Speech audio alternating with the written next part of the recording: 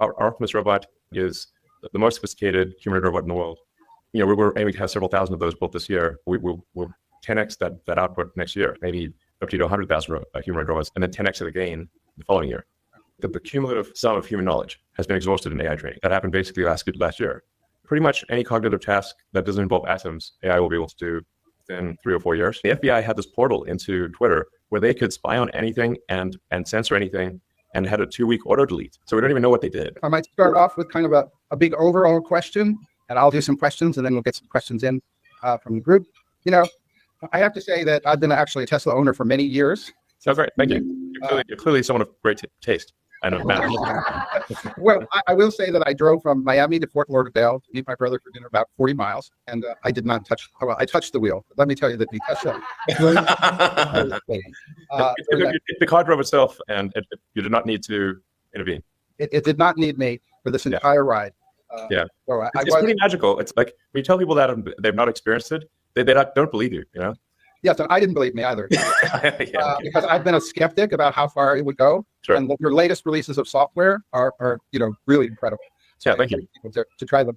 As a big question, coming in the next decade, what do you think is going to be the greatest advances in technology that will affect people's lives? What should they be expecting to see here from technology in their lives? Well, I don't want to blow your minds, but AI is going to be big. I feel confident in that prediction. Well, the funny thing is, if you go back even 5 years ago, certainly 10 years ago, even 15 years ago, I was saying AI is going to be like this massive thing that has deep super intelligence, smarter than the smartest human. People thought I was kidding. There's no way the computer's going to be smarter than a human and be able to do all these complicated things. And now the latest AIs are able to pass complicated tests better than most humans. They can pass the medical tests better than 80% of doctors or something. They can diagnose radiography better than most people who've been doing it their whole life. So that's just accelerating, obviously. I think if you haven't seen Jensen's talk, it's excellent. It really shows how much AI is advancing. And it's advancing on the hardware front, on the software front, in terms of data. It's like the new sort of thing is synthetic data, because we've actually run out of all the books, and you literally run out of, you take the entire internet and all books ever written, and all interesting videos, and you've now exhausted all of basically the cumulative sum of human knowledge has been exhausted in AI training. That happened basically last year. And so the only way to then supplement that is with synthetic data, where the AI creates, it'll sort of write an essay or it'll come up with a thesis, and then it will grade itself and sort of go through this process of self-learning with synthetic data, which is always challenging because had it hallucinated the answer or it's a real answer. So it's challenging to find the ground truth. But it is pretty wild that AI at this point has run out of all human knowledge to train on. Crazy. I know that you're building for Grok the largest AI center on the planet. And we already have, yeah. It's an operation. Microsoft is planning $80 billion, where I used to work for a while. But that's a lot of money by anyone's standards. I did a poll, and we asked, does AI make a difference in your life today? 13% said yes. And they said, in 5 years from now, will AI make a difference in your life? 87% expect in 5 years it will make a difference. What is it going to do for people? Is it going to put anything them you want work or to work? AI will do anything you want, and even suggest things you never even thought of. So AI really, within the next few years, will be able to do any cognitive task. It obviously begs the question, what are we all going to do? Pretty much any cognitive task that doesn't involve atoms, AI will be able to do within, I'd say, max 3 or 4 years, maximum. And then another element of it is the robotics. The AI can't just be thinking in a data center. It's got to do things. So that's where you need the robots. So, and you need self-driving cars, which obviously you've experienced, and that rate of improvement is exponential in how good the self-driving cars are. We feel confident in passing basically being better than human driving in about 3 months, basically Q2 of this year. We feel confident of having a probability of accident that is better than the average experienced driver. And then it'll keep going from there. Ultimately, I think it's going to be 10 times safer than a human driver, and then 100 times safer. It's to the point where really it just won't crash. So that's happening this year with Tesla. So Tesla, and this is a software update to a car, as you experienced yourself. It's the same car. It got a software update, and suddenly it's way smarter at driving. Well, let me try a few timelines then, because I'm not the youngest guy around. I want to be there first. Yes. Technology. My standards for what is young get older every year as I get older. I used to build computers in kits, right? When you couldn't buy them yet, and I don't have to do that anymore. Yeah. So self-driving, some timelines, self-driving cars, government certified self-driving. Do you think will be within a year? Well, I mean, there already are autonomous, in some regions, like Waymo has autonomous vehicles with no one in it, but they're limited to like a few cities in the US. The Tesla solution, which is a much more difficult path to go, but ultimately much more powerful, is a general solution to self-driving. So the Tesla software is just purely AI and vision. It doesn't rely on any expensive sensors, no LiDARs, no radars, or it doesn't even require knowing the area beforehand. Like you have it drive someplace it's never been before and no Tesla's ever been before. It could even be an alien planet. I mean, and the car will still work, still drive. So that's this year, When can I get a home robot? Well, that's the other element, humanoid robots. I think probably most people, if not everyone, would like to have their own personal C-3PO R2-D2. And I actually think humanoid robots will be the biggest product ever in history by far. I agree. Yeah, it's just wild because you can just say, well, every human is going to want one most likely, and then there'll be all of the industry in terms of providing products and services. So that you say, what's the ratio of humanoid robots to humans? My guess is it's at least 3 to 1, 4 to 1, maybe 5 to 1. So we're talking about 20, 30 billion humanoid robots. It's not even clear what money means at that point, or if there's any meaningful cap on the economy. I think at that point, assuming that things haven't gone awry, in the good AI scenario, I think we won't have universal basic income. We'll have universal high income. So do you think 5 years for my first robot? Well, for Tesla, Optimus robot really is, unless somebody's got something secret we don't know about, our Optimus robot is the most sophisticated humanoid robot in the world. It's got a hand that has 22 degrees of freedom. It looks and feels like a human hand. We're aiming to have several thousand of those built this year. Initially, we'll test them out at Tesla factories, but then assuming things go well, we'll 10x that output next year. So we'll aim to do maybe 50 to 100,000 humanoid robots next year, and then 10x it again the following year. It's like 500,000 robots in 3 years. That's a lot. Yeah. I was telling you guys, we should think of these in terms of Roman legions. How many legions of robots will we have? I think a Roman legion is 5,000. So when will we have a colony on Mars? Well, I think we'll be able to send the first uncrewed spacecraft to Mars in 2 years. So Earth and Mars synchronize every 2 years. And so we're at a synchronous point right now. So then the next one will be roughly 2 years from now. And then it'll be 2 years from then, there'll be another one. So for the first trip, obviously, we want to make sure that we can land Starship without crashing. Like we need to prove that we can land Starship on Mars without incrementing the crater count. And if those land safely, then maybe on the next trip, we would send people. And then hopefully that would grow exponentially. So eventually there'll be thousands of Starships going to Mars. And I might have this like really cool visual like Battlestar Galactica or something. Like, so all these ships are partying all together with these like bright points of light in space. I think it looked really cool. But I think the goal has to be to get to the point where Mars is self-sustaining. The point at which Mars is self-sustaining is to really find as the point at which if the resupply ships from Earth stop coming for any reason, that Mars doesn't die out, that Mars can continue to grow.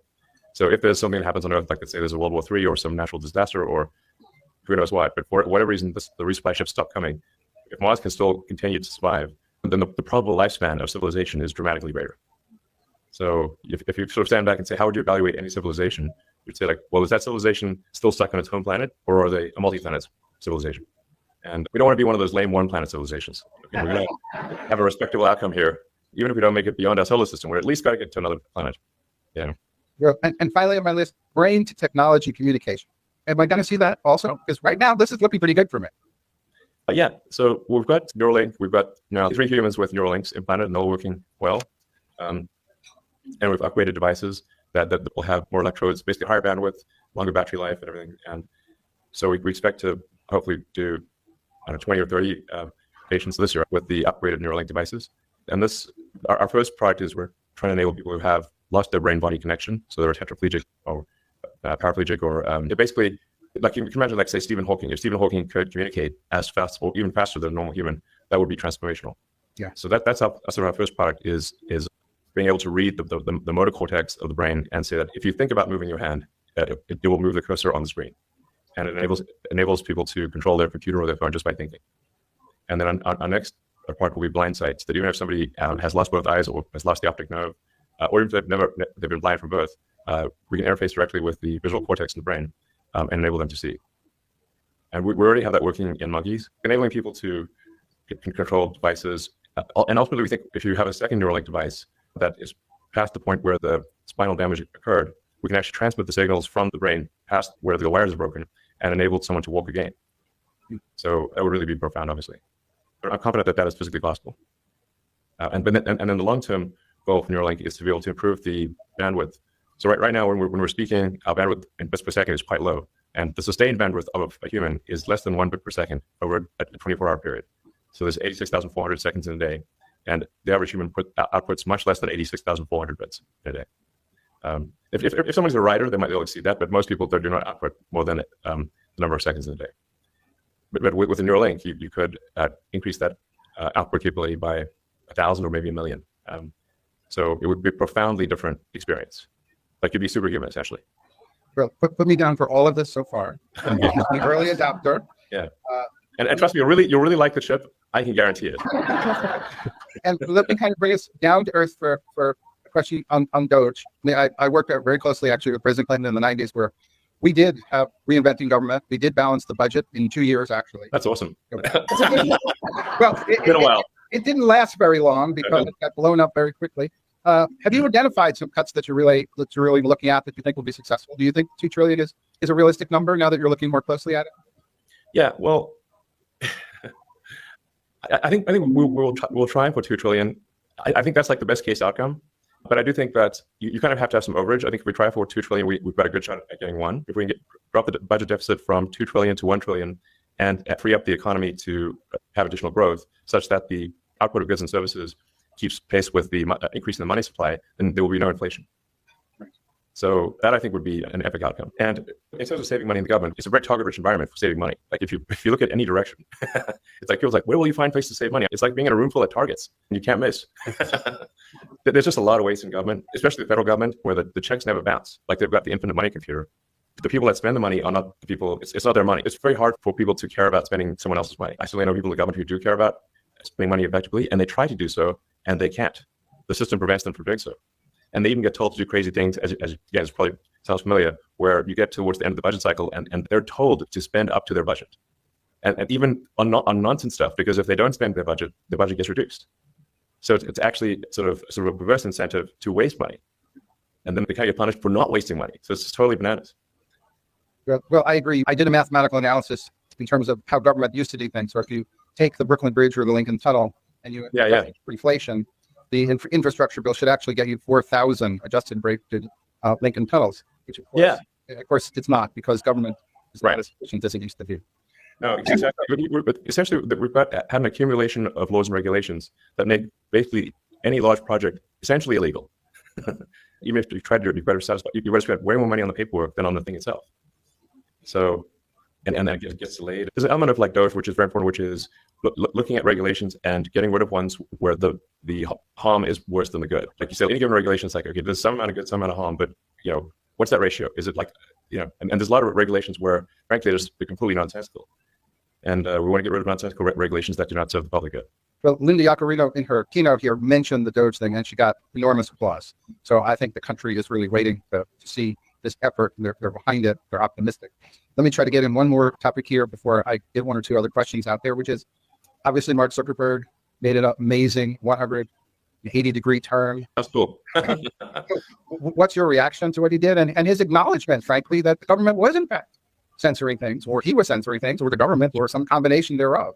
Yeah, I mean, there's no question. I mean, 1,000% the government was censoring things. We know that for a fact from the Twitter files. Some of the stuff was pretty illegal, frankly. The FBI had this portal into Twitter where they could spy on anything and censor anything and had a 2-week auto delete. So we don't even know what they did, except that they had immense power to do whatever they wanted, which doesn't sound legal. That sounds pretty crazy. There was also a lot of self-censoring. There was just a lot of censoring going on.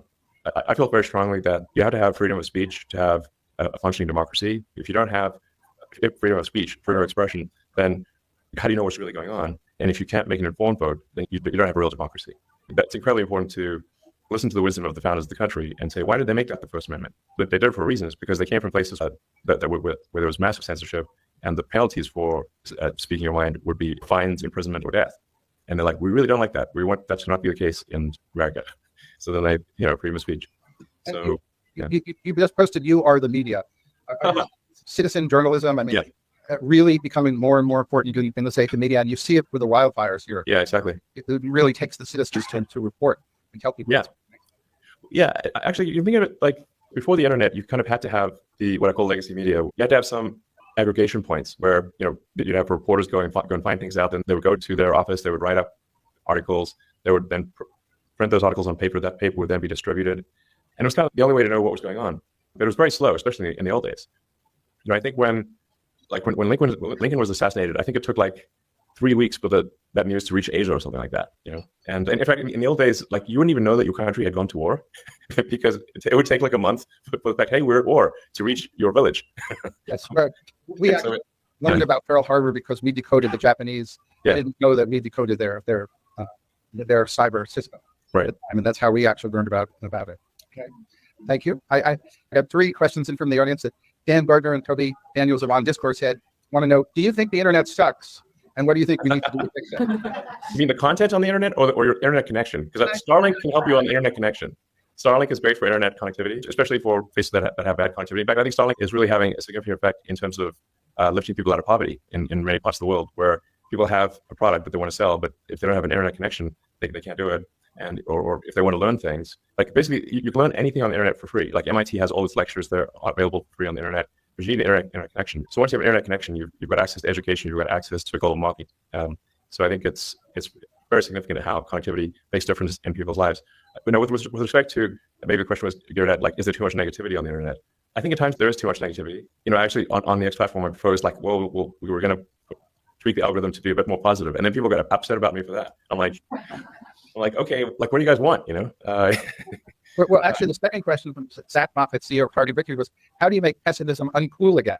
So I think it's right to maybe exactly what you're saying, which is that, it's become, people are afraid. This used to be a can-do nation, always very positive. And now the country, when I ask if we're on the right track or the wrong track, they never say that we're on the right track anymore. Hopefully with this, I'm actually pretty optimistic about the next 4 or 5 years. I think I think we have the potential for a golden age. So it's very important to get rid of the mountain of regulations that are holding things back. And I don't mean, there's some good regulations, but there's just so much that we just can't get anything done. I mean, you take sort of the California wildfires, for example. We really need to have fire breaks, and we need to clear the brush back away from houses, and we need to make sure the reservoirs are full. These are all kind of obvious things. But due to a bunch of environmental rulings, you can't actually do that in California. So they're not allowed to do the fire breaks, and they're not allowed to push the brush back away from houses because it might hurt some red-legged frog or something like that. It's like some sort of creature, usually a creature you've never heard of, that is preventing this from occurring. There's like this fish called the smelt, for example, and so we have far more freshwater runoff into the ocean than we should, really. And on the theory that it helps this one little fish that likes a slightly briny freshwater saltwater mix, and if we keep more freshwater, then the smelt fish will not be happy. But there's no actual evidence that the smelt fish is going to be unhappy if we keep a bit more freshwater, in fact. So we should keep more freshwater, keep the reservoirs full, and just have some sensible fire breaks and move the brush away from houses. That's just an example of, like, we've saved a lot of trouble, a lot of tragedy in LA. I think AI and robotics is going to lead to a higher standard of living for people beyond what they can imagine. Well, I think we have AI doctors in medicine that are pretty incredible. So. That's the final question. She says from Catherine Heritage. I got that right. If all the robots and everything frees up time for humans, what is it they will do with that time, or what can we ask them to do with that time? I think that's rounds out the circle of technology. Yeah, I guess it would be a bit like being retired. I mean, it does take a few years, but at some point, as AI and robotics get better, eventually AI will be able to do everything that humans can do. So any task you do will be optional. Like, it'll be like a hobby, or, So now it is a big question. Like, will our lives have meaning if the computers and the robots can do everything better than we can? And that is a real question. I do wonder about that myself. And that's why we need the neural link, so we can enhance human capabilities, so we can keep up with the machine. Yeah. Well, I just want to thank you for, it's obviously incredibly optimistic view of our technology and where it's going. I feel reassured that the kind of leaps that are going to be made, particularly what's working on, are just incredible in the next few years, not decades away, but really very close. Really talked in terms of years consistently. Yeah. And very thankful for that. And I think that's absolutely tremendous message here at the where we are in Las Vegas, kind of study what technology is going to be available to people. And really, again, thank you for the tremendous role in picking up free speech, role that X and Linda is playing in terms of that. I know that we're working to get full recognition by everyone of the platform as it should be, because free speech is I think the proper way to go. Yeah. I think on balance it's good. And you know, one of the things I try to create conceptually with the X platform is like it's like a global consciousness. It's like collective consciousness of humanity. Now, if you have a collective consciousness of humanity, well, you're going to get every aspect of humanity, good and bad. That's just naturally what happens. But I do want it to be a good and productive thing. You know, the aspiration is to maximize unregretted user minutes. So like you spend time on the platform, it's like, well, did you regret it or not regret it? And we want to maximize unregretted user time. I always say that everything in technology was either in the Jetsons, Star Trek, or More or Less, right? But the one thing that was never predicted in any book that I could find is social media. So it's the one thing that they never really, there's no book built around how social media would develop, how it would really impact society, how it move politically, movement, and so forth. And it's interesting that everybody missed that in their projections. And so I guess the last question maybe is what do you want X to be, and where is that platform going to go? And I think that's great. Well, I mean, I do want X to be a force for good.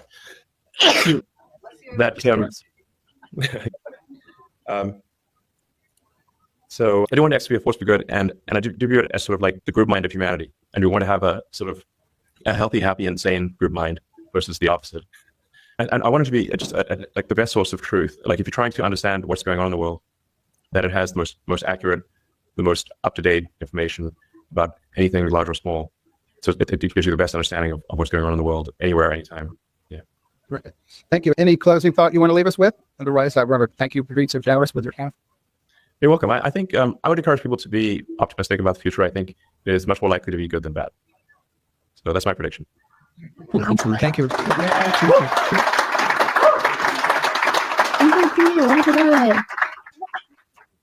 All right. Thanks, guys.